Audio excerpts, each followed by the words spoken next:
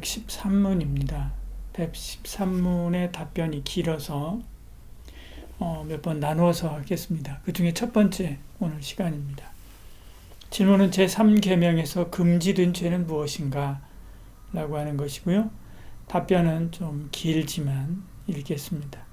제3계명에서 금지된 죄는 하나님의 이름을 명한 대로 사용하지 않음과 무지하게, 헛되이, 불경하게, 모독적으로, 미신적으로 혹은 사악하게 언급하든지 그의 칭호, 속성, 규례 혹은 사역을 모독하여 위증함으로 또는 모든 죄악된 저주, 맹세, 서원과 추첨으로 하나님의 이름을 남용합니다. 또 합법적인 경우에 우리 맹세와 서원을 위반함과 불법적인 경우에 그것을 지킴이며 하나님의 작정과 섭리에 대하여 불평함과 시비를 거는 것이며 이를 호기심으로 파고들거나 오용함이며 하나님의 말씀이나 어느 부분을 잘못 해석하거나 잘못 적용하거나 어떤 방식으로 곡해하여 신성을 모독하는 농담, 호기심에 넘친 무익한 질문, 헛된 말다툼 혹은 그리스도 교회를 지지하는 데 쓰이는 것이다. 또 하나님의 이름을 피조물 혹은 하나님의 이름 밑에 내포되어 있는 무엇이든지 마술이나 죄악한 정욕과 행사에 악용함이며 하나님의 진리와 은혜 및 방법을 회방하고 경멸하고 욕하고 혹은 어떻게든지 반항함이며 외식과 사악한 목적으로 신앙을 고백하는 것이며 하나님의 이름을 부끄러워하거나 불안하고 지혜 없는 해로운 행위에 의해서 그 이름의 수치를 돌리거나 그 이름을 배반합니다. 라고 이야기합니다. 제일 앞부분에 제3계명에서 금지된 죄는 하나님의 이름을 명한 대로 사용하지 않음과 그렇게 이야기합니다. 하나님은 당신의 이름을 영화롭게 하라 라고 이렇게 말씀하죠. 고린도서 10장 31절에 무엇이든지 마시든지 무엇을 하든지 하나님의 영광을 위하여 하라라고 했습니다. 그런데 그렇지 않은 것 역시 죄지요.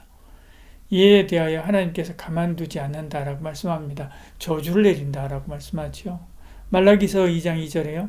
만군의 여호와가 이르노라 너희가 만일 듣지 아니하며 마음에 두지 아니하여 내 이름을 영화롭게 하지 아니하면 내가 너희에게 저주를 내려 너희의 복을 저주하리라.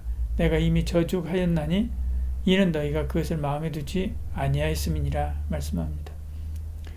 그러므로 우리는 죄를 짓지 않는 것에 멈추지 말고 적극 하나님의 영광을 위해서 살아야만 하지요. 그것이 우리의 존재 목적이고 사명의 근원적인 목적입니다. 24시간 언제 어디서든지 무엇을 하든지 하나님의 영광을 위하여 사는 은혜가 있기를 축복합니다. 답변 이어서 무지하게 그렇게 이야기합니다. 우리가 갑자기 어려운 일을 당할 때 자기도 모르는 사이에 아이고 하나님이라고 할 수 있습니다. 그리고 기도할 수 있죠. 가끔 영화나 드라마나 소설에서 다급한 인물이 하나님, 부처, 알라, 아무 신이든지 내 기도를 들어주세요 라고 하는 그런 식으로 기도하는 내용도 나옵니다. 하나님은 그것 또한 죄 없다 하지 않는 것이죠. 예를 들어서 바울이 아덴에서 선교할 때 알지 못하는 신을 위한 제단을 보게 됩니다. 사도행전 17장 23절에 보면 나오죠.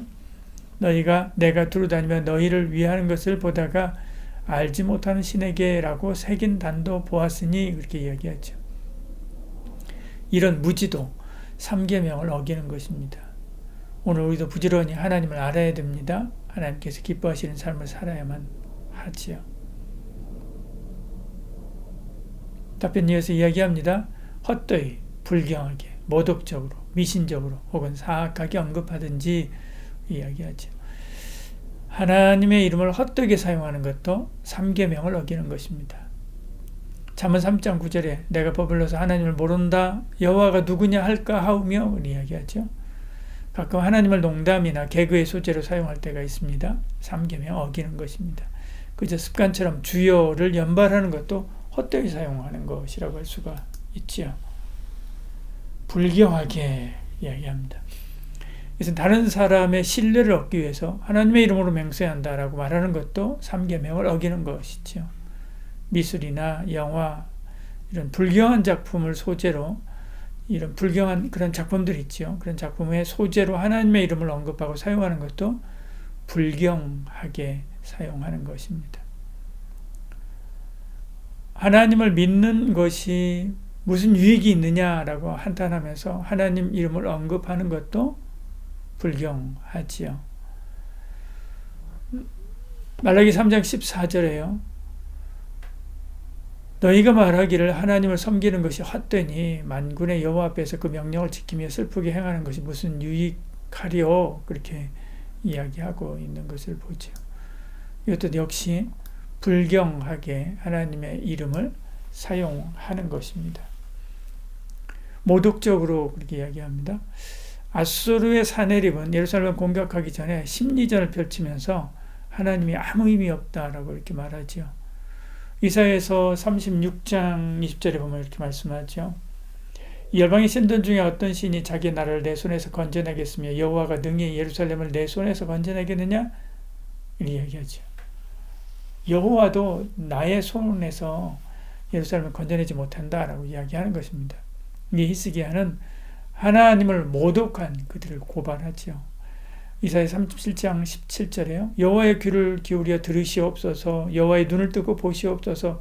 사네립이 사람을 보내어 살아계신 하나님을 회방한 모든 말을 들으시옵소서. 이렇게 이야기하죠. 불신자들이 하나님을 믿는 것이 무슨 소용이냐라고 말하면서 밥을 주느냐 떡을 주느냐라고 물을 수 있습니다. 그들은 자기도 모르는 사이에 신성모독하고 있는 것이죠.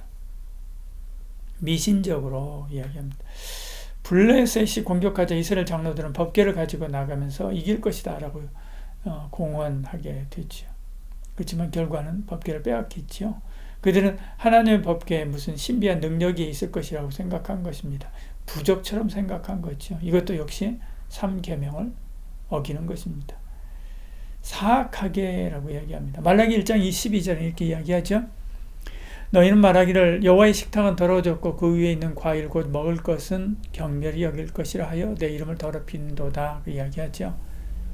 새 번역 성경은 이 구절을 이렇게 번역했습니다.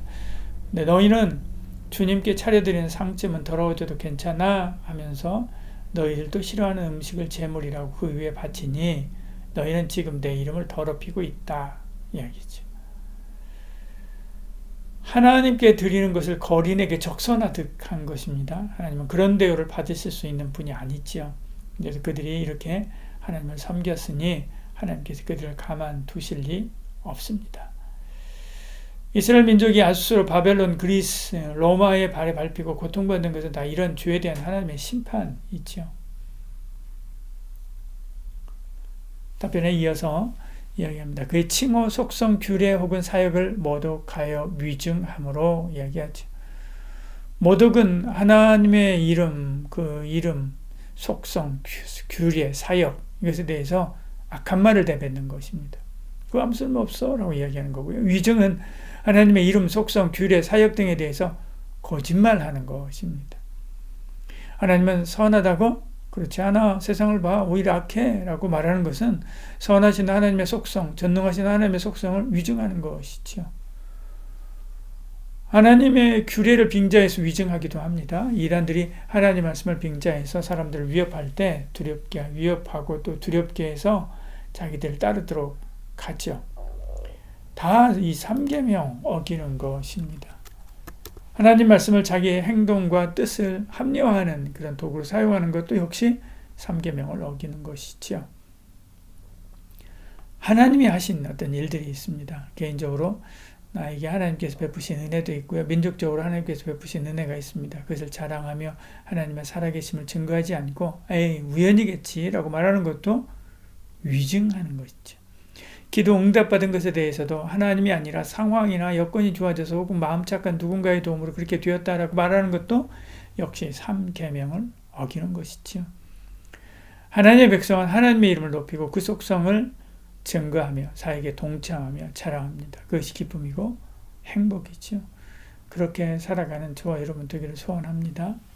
기도하겠습니다. 사랑이 많으신 우리 하나님, 여호와의 이름을 존귀히 여기고 그 이름을 높이고 또 그 하나님을 자랑하고 그 하나님을 증거한 삶을 살아가는 저희들 되게 하여 주시옵소서. 예수님 이름으로 기도드리옵나이다. 아멘.